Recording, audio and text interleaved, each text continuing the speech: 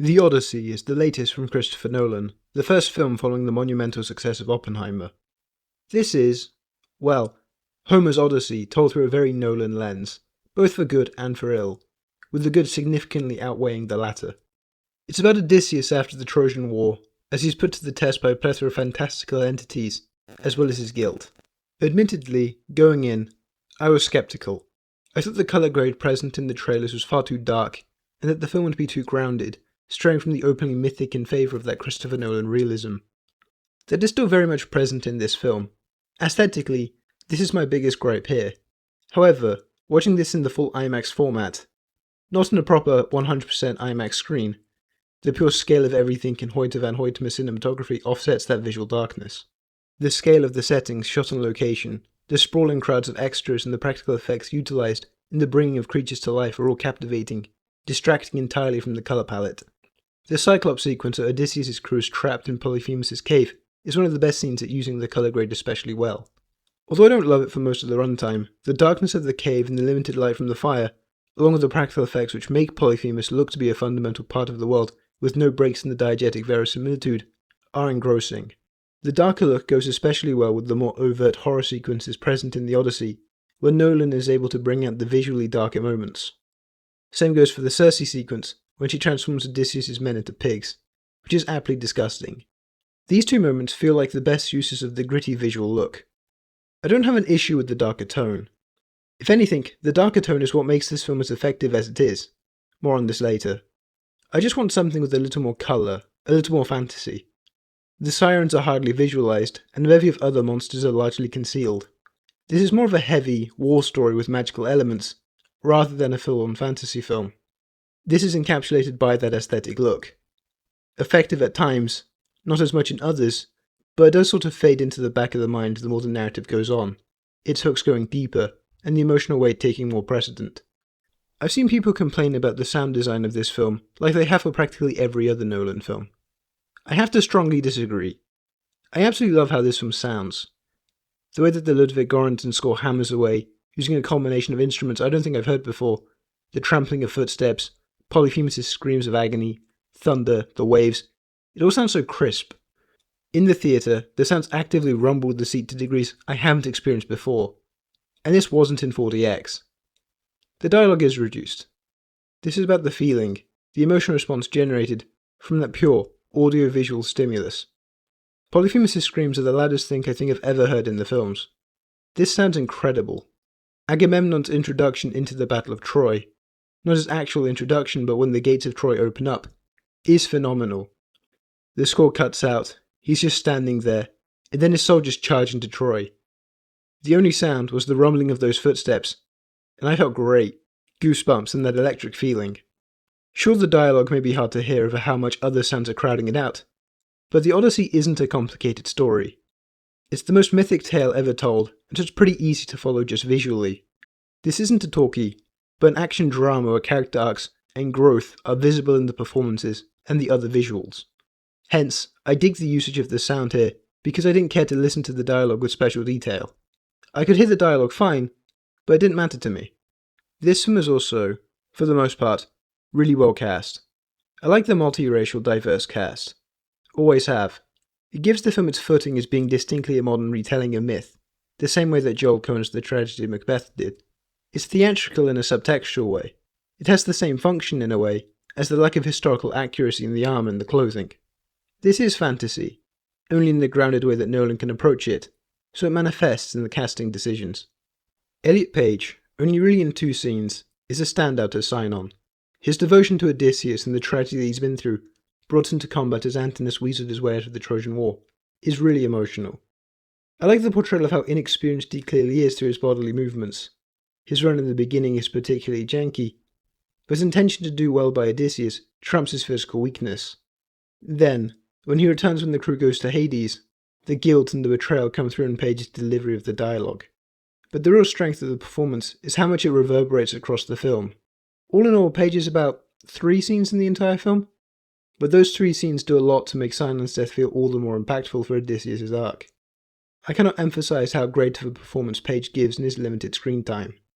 To me, however, the 2 best performances come from John Leguizamo as Eumaeus and Anne Hathaway as Penelope. As a huge Leguizamo fan after watching Summer of Sam for the first time a few years back, it's great to see him in a prominent role, in a major film, giving possibly the best performance. I know it's cliché to say that an actor disappears into a role, and given the A-list status of this cast, it does admittedly get difficult to separate characters and actors. Not a flaw, just something which recurs after watching numerous films. But Leguizamo is Eumaeus. The physical frailty he gives Eumaeus is boldened by the moral integrity of the character. This is a character who could be performed in a way where the physical disadvantages he has, alongside the injuries he sustains, could be evoked pretty matter-of-factly. But Leguizamo does so much more to anchor his unwavering faith in Odysseus' return.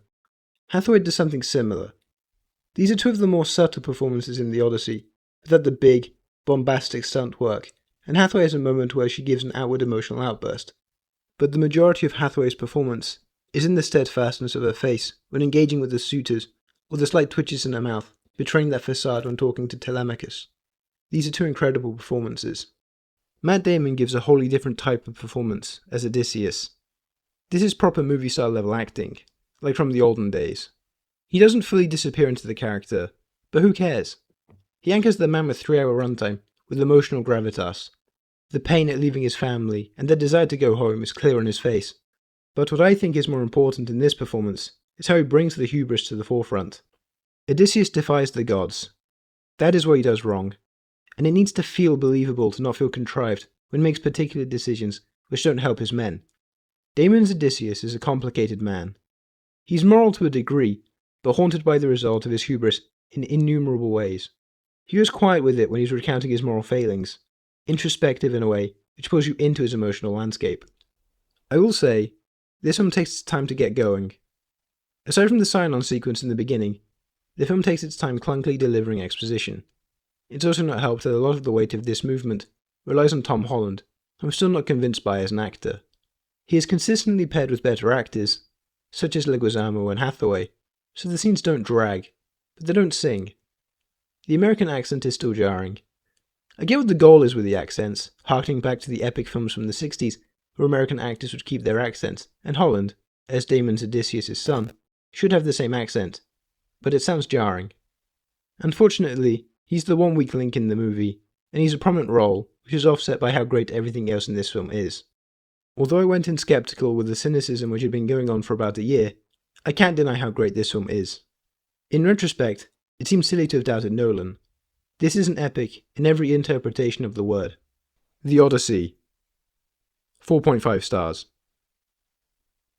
And now it's time for spoilers. This isn't a substitute for watching the film, so I suggest watching it first, before continuing. It's The Odyssey. I don't know how much there is to really spoil, but there are bits and pieces which I think are unique to this adaptation, so that's what I'll be discussing in this section. The critique of the Trojan horse as a betrayal of human trust, and Odysseus' remorse for conceiving it, conceptually frame Odysseus himself as an Oppenheimer figure. Heaping on the guilt he has over the death of Sinon, who died so that the Trojan horse would be taken into the city of Troy, Odysseus is the quintessential Nolan protagonist, burdened by the guilt he has over his actions.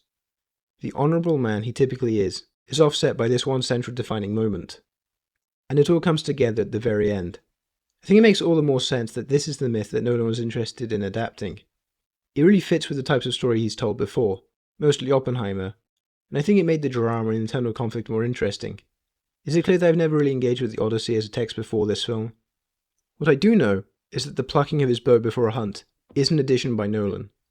This establishes Odysseus' honour early on, paired with a leitmotif where the score plucks a string simultaneously, and recurs throughout the film. The contradiction evoked by this symbol of his honour, and the guilt of creating such a deceptive and harmful creation as the Trojan horse, is what I was most engrossed by in this film. And then I want to talk about the role of the gods. For the most part, they're not on screen, only felt through nature. There is one exception. Athena, played by Zendaya. Initially it seems like she's just Athena, nothing out of the ordinary. By that, I mean that that's what Athena, goddess of the hunt, looks like. But the reveal that she has taken on the form of a woman that Odysseus' men beheaded in Athena's temple, framing her more like a manifestation of Odysseus' PTSD, was a shocking revelation. It adds texture to the central theme of guilt. Her role in the story is restructured entirely in those final moments. It's a hell of a reveal. Again, The theme of guilt is gripping, and the fact that the film recontextualized itself at the end is what kept me thinking about this film. The fact that she's the only divine figure with a direct presence in the story is, contrary to what appears to be the case early on in the runtime, another example of a grounded, realistic take. I don't mind this case though. It forces Odysseus to tackle responsibility in a mythic, divine manner, which also has traces of Nolan's realism, instead of completely abstracting Athena, like he did with Zeus and Poseidon. But there are two moments in the final act, which really came close to moving me emotionally, almost to tears even. Didn't quite get me there, but it got quite close. And it's not the huge, monumental scenes. Yes, it's really cool when Odysseus kills the suitors, and Antinous with that grand, large-scale score hammering in the background. But my favourite moments were when Odysseus is made, washing his feet when he's disguised as the beggar, recognises his scars, and Eumaeus tearing up when he realises that his master has come home. It's the minute beats, the ones where people begin to recognise Odysseus, that I thought were really wholesome. It had an effect on me that I wasn't expecting at all from this film. Well, that's all. Keep on watching movies, and form your own opinions. See you in the next one.